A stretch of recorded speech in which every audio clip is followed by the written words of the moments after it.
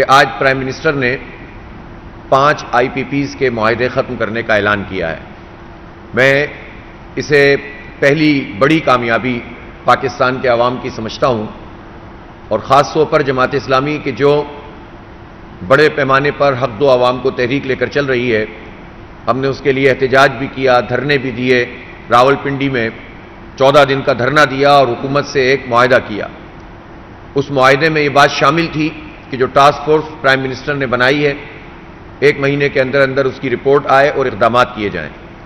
اس عمل میں تاخیر ہوئی ہے، لیکن ہم بہرحال اس پیش رفت پہ بھی اس کا خیر مقدم کرتے ہیں، لیکن ساتھ میں یہ بات کہتے ہیں کہ اگر 411 ارب روپے قومی خزانے میں آئیں گے اور 60 ارب روپے وزیر اعظم کہہ رہے ہیں کہ یہ بجلی کے صارفین پر اس کو منتقل کیا جائے گا اس فائدے کو، تو میرا مطالبہ یہ ہے کہ کیپیسٹی پیمنٹ کی مد میں جو رقم بھی بچ رہی ہے اس کو پورا کا پورا بجلی کے بلوں میں کمی کی صورت میں فوری طور پر شامل کیا جائے، اور یہی بات ہمارے معاہدے میں بھی موجود ہے۔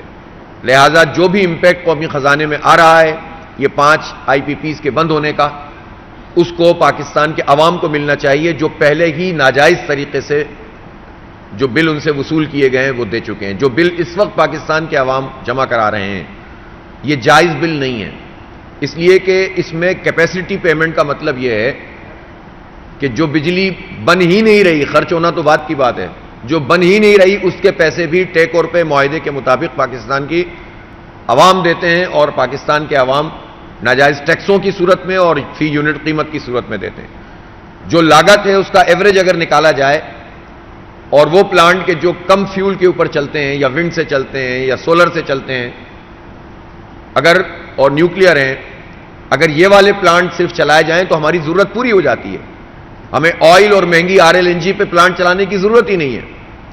تو جب ہماری ضرورت پوری ہو جاتی ہے تو یہ کاسٹ تو بہت تھوڑی سی ہے، یہ کاسٹ تو اگر ساری ایوریج نکال لیں ہائیڈل کی بھی اور سب کی تو یہ سب ملا کر 10-12 روپے سے زیادہ کی نہیں ہے، سب لگا لیں تو چلو 15 روپے ہو جائے گی فی یونٹ، لیکن آپ 77 روپے فی یونٹ چارج کر رہے ہیں، 62 روپے فی یونٹ چارج کر رہے ہیں، اور یہ اس لیے چارج کر رہے ہیں کہ ہزاروں ارب روپے آپ کیپیسٹی پیمنٹ میں ان IPPs کو دیتے ہیں کہ جن سے آپ نے ناجائز قسم کے معاہدے کیے ہوئے تھے ٹیک اور پے کے، کہ بجلی بنے نہ بنے ہمیں پیسے دینے ہیں۔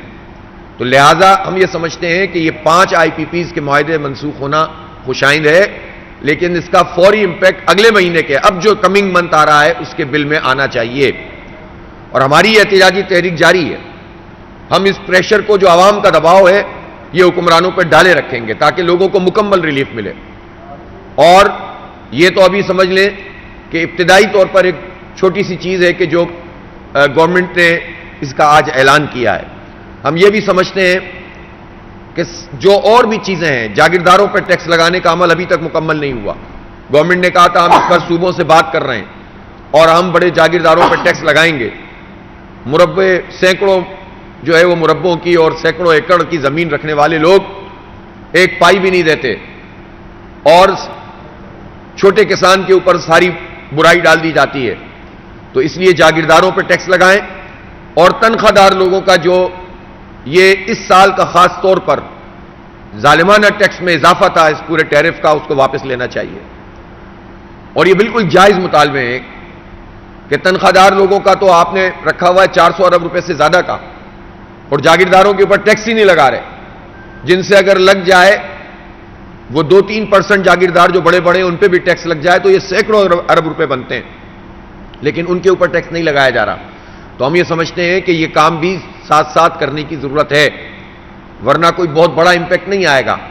تیسری بات میں یہ بھی کہنا چاہتا ہوں کہ جو گورنمنٹ اونڈ انٹرپرائزز ہیں، جو IPPs ہیں، ان IPPs میں تو فوری طور پر کام ہو سکتا ہے۔ گورنمنٹ سے گورنمنٹ کے معاہدے ہیں، آربیٹریٹر آپ نے باہر سے لا کر کھڑا کر دیا ہے، تو گورنمنٹ ٹو گورنمنٹ جب معاہدہ موجود ہے تو آربیٹریٹر کی ضرورت کیا ہے؟ تو یہ کیپیسٹی پیمنٹ تو فوری طور پر ختم ہو جانی چاہیے نا۔ اور خاص طور پر میں یہ کہنا چاہتا ہوں کہ اس میں کچھ ہمارے ایسی IPPs بھی ہیں جو پاک فوج کے زیر اہتمام چلتی ہیں۔ میں چیف آف آرمی اسٹاف سے مطالبہ کرتا ہوں کہ جب پوری قوم قربانی دے رہی ہے تو آرمی کی طرف سے بھی یہ بات سامنے آنی چاہیے، خاص طور پر فوجی فرٹیلائزر اور اس طرح کے جو ادارے ہیں جو IPPs کی صورت میں کام کر رہے ہیں، وہ بھی اپنی کیپیسٹی پیمنٹ کو ختم کرنے کا اعلان کریں، اور اس کے نتیجے میں یہ میسج ہے جو پوری قوم کو جائے گا. ورنہ صرف یک طرفہ طور پر صرف قوم قربانی دے، نہ فوج قربانی دے، نہ بیوروکریٹ قربانی دے، نہ حکمران طبقہ قربانی دے، نہ جاگیردار قربانی دے، نہ سرمایہ دار قربانی دے، تو بھائی یہ ساری قربانی عام لوگوں سے لیتے ہو. اس لیے اس میں پیش رفت ہونی چاہیے، اور حکومت کو اور اسی طرح سے حکومت میں شامل جو ادارے ہیں ان کی بھی اگر آئی پی پیز ہیں تو وہ بھی ری نیگوشیٹ کریں، اور فوری طور پر اس کا فائدہ پاکستان کی قوم کو ہونا چاہیے. اسی طرح سے میں یہ ضرور کہنا چاہتا ہوں کہ جو پیٹرول کی لیوی ہے، جو 60 روپے اضافی ہر لیٹر کے اوپر آپ پاکستانی قوم سے وصول کر رہے ہیں، اس کو واپس ملنا چاہیے، لینا چاہیے اس لیوی کو. یہ ناجائز ہے، ظالمانہ ہے. اور بجلی کے بلوں میں جو آڑے ٹیڑے انہوں نے ٹیکس لگائے ہوئے ہیں جس کی کوئی لاجک بھی نہیں ہوتی، further tax, other tax, fix tax, فلاں ٹیکس، ٹی وی ٹیکس، اور کراچی میں تو ہمارے جو میئر ہیں انہوں نے میونسپلٹی کا بھی ٹیکس ڈال دیا ہے، تو اس کو ختم کیا جائے. اور یہ فکس ٹیکس کیا بھلا ہے؟ یہ جو 1000 روپے بجلی کے بلوں میں لگا کر دیا جا رہا ہے، گیس کے بلوں میں بھی اور بجلی کے بلوں میں بھی، یہ بھی قابل قبول نہیں ہے.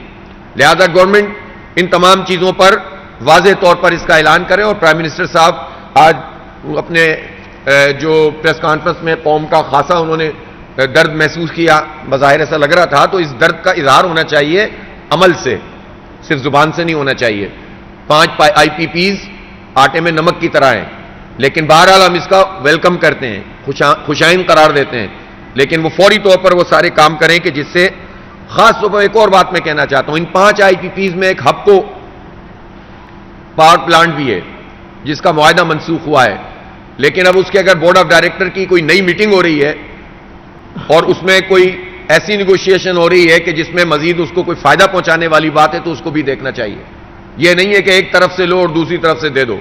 ویسے بھی 2027 تک ان کا معاہدہ ویسے ہی ختم ہونا تھا، تو کوئی بہت بڑا کام نہیں ہوا ہے. یہ نہ ہو کہ پھر مزید ایسی اس طرح کی پارٹیوں کو مسلط کیا جائے. تو کوئی بھی نیا فیصلہ کرنے سے پہلے قوم کے سامنے چیز آنی چاہیے، ورنہ پھر یہ ایک دوسرے کو نوازنے کا عمل ہے. پھر ایک سوال یہ بھی پیدا ہوتا ہے کہ یہ معاہدے اگر منسوخ ہوئے ہیں تو ان معاہدوں میں کوئی خرابی ہے تو منسوخ ہوئے ہیں. اگر خرابی ہے تو اس کا ذمہ دار کون ہے؟ اس کا فارنزک آڈٹ ہونا چاہیے تاکہ پتہ چلے کہ کون کون سی حکومت اور اس حکومت میں شامل کون کون سے لوگ تھے جنہوں نے وہ معاہدے کیے جس نے پاکستان کی معیشت کی کمر توڑ دی ہے. اس لیے صرف یہ کہنے سے مسئلہ حل نہیں ہوگا کہ ہماری بات چیت جاری ہے، وہ بتایا جائے کہ وہ بات چیت جو سب سے پہلے ہوئی تھی وہ کس نے کی تھی اور کس نے یہ عذاب ہم پر مسلط کیا تھا. اسی طرح سے جو آئی پی پیز کو ٹیکس سے، انکم ٹیکس سے ایگزمپشن دی ہوئی ہے، اس ایگزمپشن کو، اس استثناء کو ختم کیا جائے. تنخواہ دار کا ٹیکس ختم کرنے کے لیے اور اس کا اضافہ بھی ختم کرنے کے لیے تیار نہیں ہے، اور بڑے بڑے مگرمچھوں کے انکم ٹیکس معاف کیے ہوئے ہیں. یہ تو کسی صورت میں بھی قابل قبول نہیں ہو سکتا. یہ ہزاروں ارب روپے ہیں جو پاکستانی قوم ان کو ادا کر رہی ہے، جو ٹیکس بھی ادا نہیں کر رہے ہیں. اسی طرح میں آج ایک اہم بات اس پہ بھی کرنا چاہتا ہوں کہ بار بار مریم نواز صاحبہ کی طرف سے، پنجاب حکومت کی طرف سے یہ بات آتی ہے کہ کسان مافیا، کسان مافیا. میں پوچھنا چاہتا ہوں کہ یہ کون سا لفظ ہے جو وہ استعمال کر رہی ہیں؟ وہ جاگیردار مافیا کیوں نہیں کہتی؟ وہ آئی پی پیز مافیا کیوں نہیں کہتی؟ وہ شوگر مافیا کیوں نہیں کہتی جس کے 2.6 ارب روپے نواز شریف کی جو شریف فیملی ہے وہ نادہندہ ہے، لوگوں کو پیسے ادا نہیں کیے ہیں.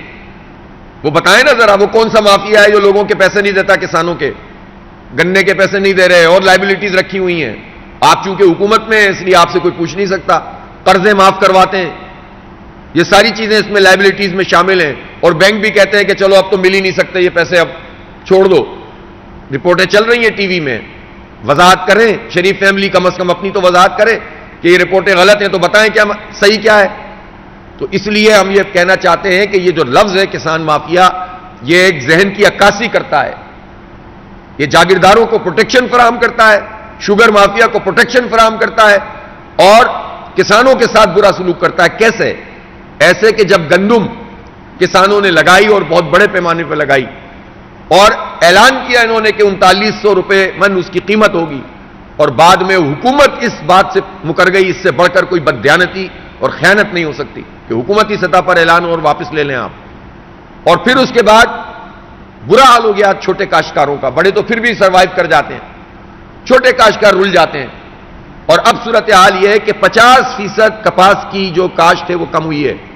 یہ کرائسس پیدا ہوگا اور اس مرتبہ لوگ گندم لگانے کے لیے تیار نہیں ہو رہے. کیا کریں وہ بیچارے؟ چھوٹا کاشتکار کہاں جائے؟ 5,000 روپے 4,500 روپے کی یوریا مل رہی ہے, 11,000 روپے تک ڈی اے پی کی قیمت چلی گئی ہے. اتنی مہنگائی, اور پھر آپ کہہ دیں کہ جناب ہم تو کسان کارڈ دے رہے ہیں. کتنوں کو دے رہے ہیں؟ کتنے لوگ ہیں جو ایپ یوز کر سکتے ہیں؟ اور آپ کیا دے رہے ہیں؟ آپ تو قرض دے رہے ہیں. آپ کون سی سبسڈی؟ یہ سبسڈی تھی جو آپ کو دینی تھی, اور آپ نے وہ سبسڈی نہیں دی, اور لوگ اس کے نتیجے میں ایک فوڈ کرائسس پیدا ہوگا. اس کے نتیجے میں جو ہمارا نیشنل فوڈ پالیسی ہوتی ہے, جس میں پروٹیکٹ کیا جاتا ہے اس بات کو کہ غذائی قلت پیدا نہ ہو, ان اقدامات کے نتیجے میں اگلا جو 4-5-6 مہینے آئیں گے, اس میں گندم کی کاشت کم ہوگی تو کرائسس پیدا ہوگا. پھر مافیا, پھر آئے گی مافیا جو حکومتوں میں شامل ہوتی ہے. کسان مافیا نہیں ہے, حکومت ہی مافیا ہے. پھر گندم امپورٹ کرے گی. یہ وہ مافیا ہے جب گندم وافر تھی تب اس نے امپورٹ کر لیا. اب تو یہ پاکستان کا بیڑا غرق کرنے کے لیے مافیا اکٹھی ہو جائے گی دوبارہ. تو اس لیے اس طرح کے الفاظ استعمال کرتے ہوئے سوچنا چاہیے. اپنا ذہن اور اس کے اندر جو موجود جو خرابیاں ہوتی ہیں ہر جگہ اس کو اگلتے نہیں ہیں, وہ اپنے پاس رکھیے. آپ عام لوگوں کے خلاف آپ کی یہی باتیں ہوتی ہیں, بڑے بڑے لوگوں کو آپ پروٹیکشن فراہم کرتے ہیں. یہ طریقہ ٹھیک نہیں ہے.